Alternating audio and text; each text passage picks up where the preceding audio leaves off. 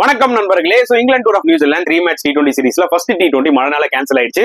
இங்கிலாந்து மட்டும் first batting ஆடினாங்க. 20 overs 153 அடிச்சிருந்தாங்க. மேட்ச் நடந்திருந்தா நியூசிலாந்து வின் பண்ண வாய்ப்புகள் நிறைய இருந்திருக்குமா? பட் இந்த செகண்ட் T20ல இங்கிலாந்து வந்து பாத்தீங்கன்னா 65 ரன்ஸ் வித்தியாசத்துல கம்ஃபர்டபுளா வின் பண்ணிட்டாங்க. மக்களே, டாஸ் வின் பண்ணி நியூசிலாந்து போலிங் எடுத்தாங்க. நல்ல ஒரு பாட்டா விக்கெட் 236 ரன்ஸ் போஸ்ட் பண்ணாங்க. இங்கிலாந்து டாப் ஆஃப் த ஆர்டர்ல ஃபில் சால்ட் வந்து பாத்தீங்கன்னா ஒரு அவுட்ஸ்டாண்டிங்கான 85 அடிச்சாரு. பட் அதெல்லாம் விட ஹாரி ப்ரூக் வந்து ஒரு 35 பால் 78 அடிச்சாரு பாருங்க. அவுட்ஸ்டாண்டிங்கா இருந்துச்சு மக்களே. அண்ட் டாம் பேட்டரும் 12 பால் 29 ரன்ஸ் ஒரு இம்பார்ட்டன்ட் கேமியா விளையாண்டாரு. அதனாலதான் அவங்களால 236 அச்சீவ் பண்ண முடிஞ்சது. நியூசிலாந்து போலிங் எடுத்துக்கிட்டீங்கன்னா எல்லாரும் சம்மடி வாங்கினாங்க தான் சொல்ல முடியும். அண்ட் சேசிங்ல டிம் சைஃபர்ட் மட்டும் டாப் ஆஃப் தி ஆர்டர்ல ஒரு 39 அடிச்சாருங்க. மத்தபடி மிடில் ஆர்டர் பேட்ஸ்மேன்ஸ் எல்லாம் ரொம்ப ஸ்ட்ரகிள் ஆனாங்க.